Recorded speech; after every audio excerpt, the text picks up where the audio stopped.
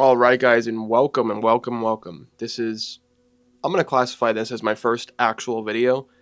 I've done two videos before. This one was like a slight podcast episode, and another one was me talking about brainwaves. But this one in particular is how I'm going to be doing more of my videos over time. I'm going to classify this as my first video just because this is like the type of style that I'm going to stick with. And I think it's better for me long term. And I think it's also going to be better for you guys to actually gain some knowledge from what I'm going to speak about, because I feel like this is going to really resonate with a lot of people. And I want to make sure that this message actually is left on a right note and many people aren't confused, anything like that. But if you are, just type in the comments. I'll be sure to help, or maybe even go to my Instagram. I'll link it down below and you can DM me. I'm pretty active on Instagram. But the reason I had the ick to actually sit down today and talk on YouTube in front of however many people it is because I know that there's people out there that need to take control of their life somehow, some way, in some shape or form. I know that, and I know that for a fact because we live in a hyper-simulated world. Everybody is just so like eager and on edge to get things done.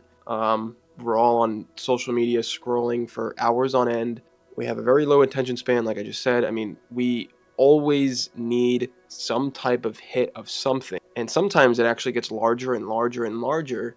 And down the line, we actually disrupt our reward system. And this is going to cause us into like a trap of like depression or anything like that. And it's just going to cause us to keep coming back to like our phones, eating junk food, anything like that. And it's going to cause us to want more and more, like bigger surges. I mean, this happens with drug addicts, porn addictions, anything like that. Those type of things fall into the same category. If not, they're probably a bit worse, I would say, in particular. I mean, especially from the digging that I did with a lot of other neuroscientists on that aspect of addictions. It's pretty crazy. I came to the realization that drug addicts, and porn addicts are also kind of like the brain scans almost look similar. It's very weird. I seen something on that.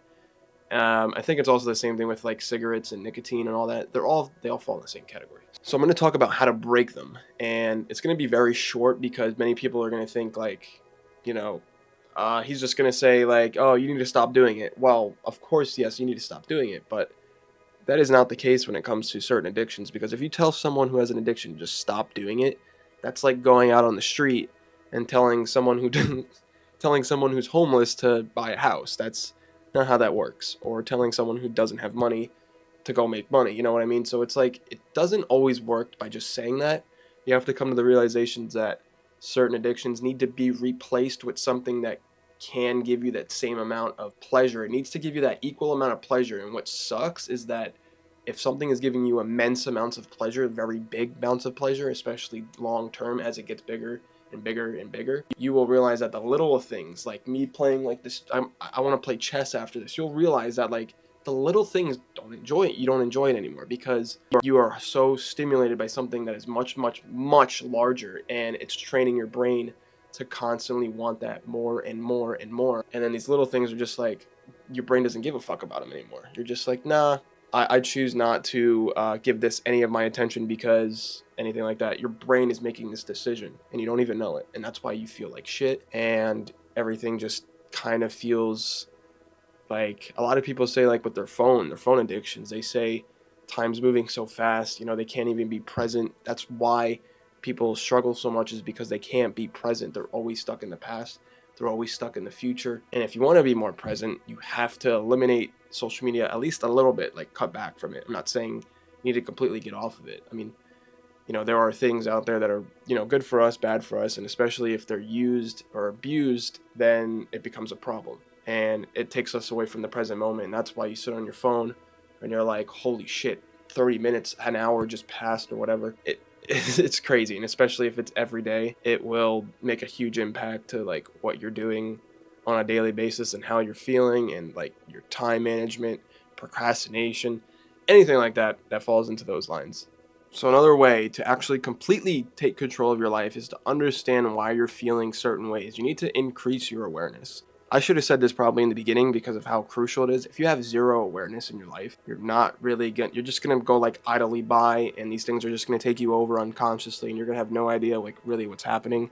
You're just going to be, going through the motion. If you can increase your awareness and increase, your attention span a little bit, you can kind of start to like filter out these thoughts, especially if they become negative. Now you can counteract these with positive ones. You can intentionally do this. You can hardwire yourself. You can set the programs.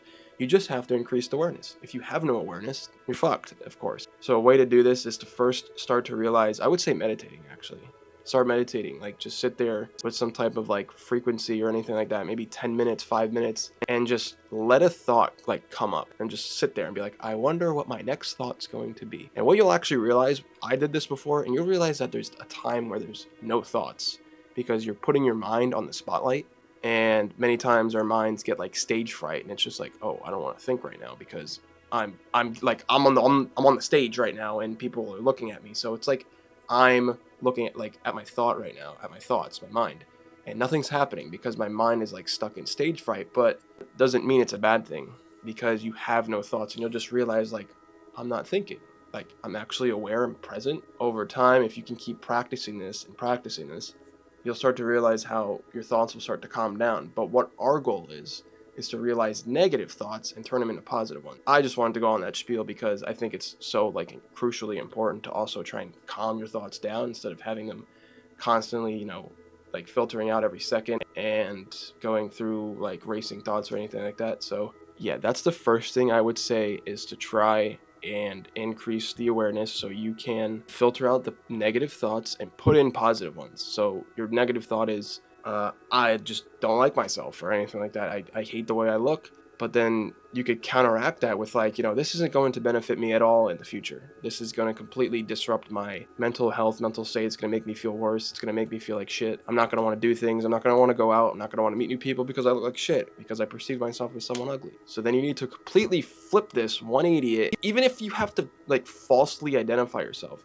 you need to first start off, like I said, that first 20 days is going to take more thinking than ever. You're going to have to think. Maybe even longer. It could take you 30 days. It depends. Everybody grows at different rates. So it's going to take you a while to actually get into these type of states where you are constantly filtering out your negative thoughts, putting in positive ones. You are constantly being aware of what like behaviors you're doing, what it is, like phone, like scrolling. You need to be extremely conscious about this, extremely. And then you could start to slowly, incrementally get to the point where you could do these easily. And it's just your normal day-to-day thing. You have reprogrammed your subconscious. That's the way to do it. And the reason why meditation is so important and why I'm talking about it a little bit, I could go more into detail with it, but the reason why it's so important is that we can truly get our brainwaves down to a state of alpha and theta, which are like slower brainwaves. And these brainwaves are brainwaves that we were in when we were in the age of anywhere from being born and to the age of like about 12, which is when we are programmed. We are very much easily susceptible to being programmed certain ways. This is why people are like, don't curse around my kid, don't say those things, because dude, you are like absorbing so much information like a fucking sponge. It's actually crazy. If you could sit down with yourself and get your brainwaves down, you can actually tap into your subconscious. You will be more susceptible to programming. So when you're in these type of relaxing states or like theta states, alpha states, I don't even know how to explain it. Like you could choose anything. You're creating your own fucking reality, your own life. You're like the creator, bro. It's so hard to explain because I could go into so much more details, but right now I'm just kind of going off right now what I know and what I've tried and what actually works for me. But I just know that meditation and slowing yourself down, slowing your thoughts is so powerful, dude. It's so fucking powerful. It's actually crazy. You could tap into that state and completely change your entire fucking beliefs. Whatever it is that you want to think about. Like you could give your subconscious mind ideas, especially before bed. You could be like, okay, I want to try and remember this tomorrow. I'm going to tell my subconscious to give me these ideas. And you're saying this consciously to yourself. And tomorrow you'll realize like how these thoughts just pop up out of nowhere. And you're like, oh, shit, yeah, that's right. I remember that now. You didn't even make the effort. They just came out. Like they just popped in your head like, oh, that is the power of the subconscious. It's fucking crazy. And this is why we need to be extremely conscious of what it is that we're doing on our day-to-day lives in order to take control. You need to take control. And it starts up here. I'll see you guys in the next one.